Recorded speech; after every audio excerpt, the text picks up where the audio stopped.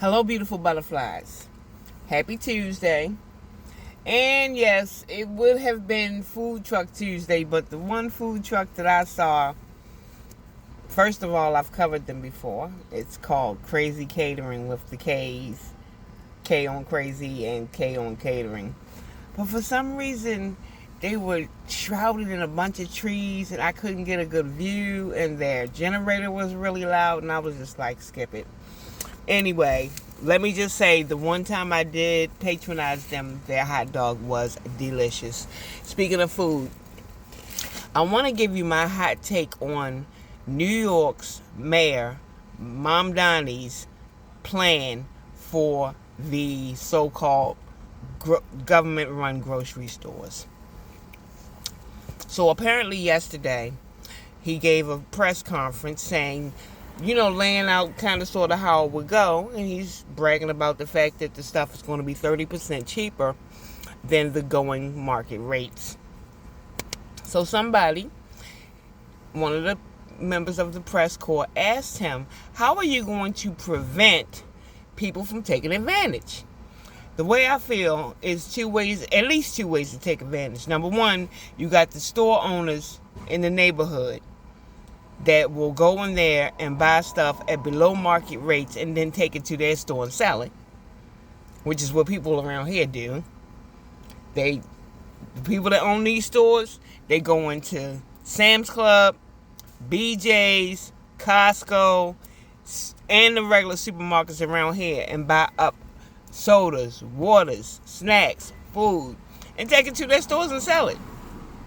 So what's to prevent that? And the other question was, what's to prevent people that don't live in New York from coming in and getting the food? And so he said, blah, blah, blah, and then he turned it over to one of his employees, or a member of his cabinet. I don't know if mayors have cabinets, but essentially a member of his cabinet. Like, I'm going to let her flesh out the details. Honey, she said, we're going to have ID. She called it library cards.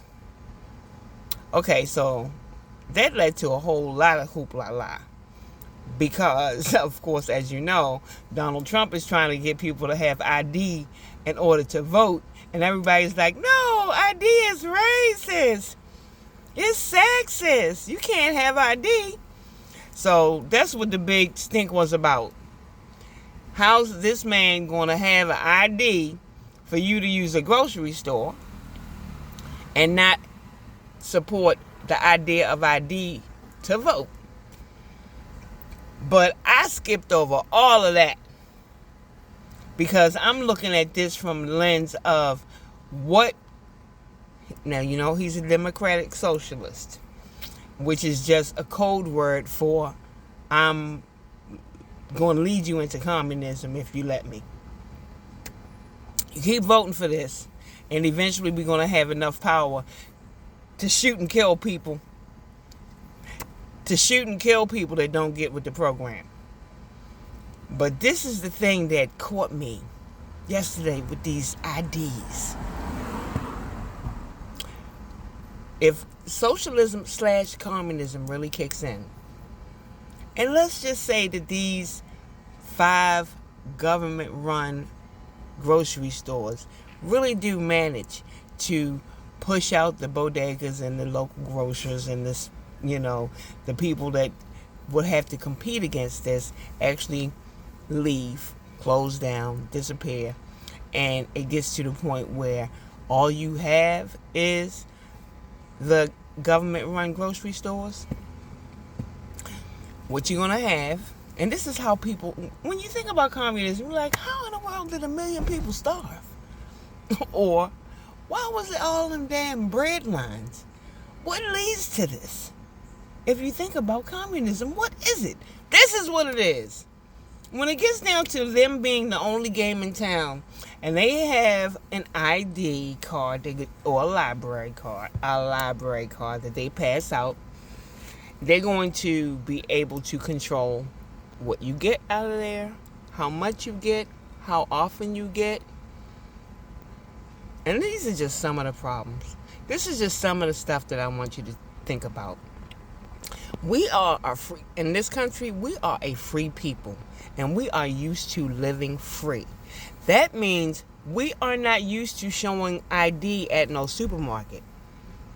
And yes, I understand that in a certain situation, there may be limits on what you can buy. Like, say, if the chicken wings is on sale, they might say you can only get like a 3-pack minimum. That does not stop you from going to another store to buy 3 more packs of chicken wings.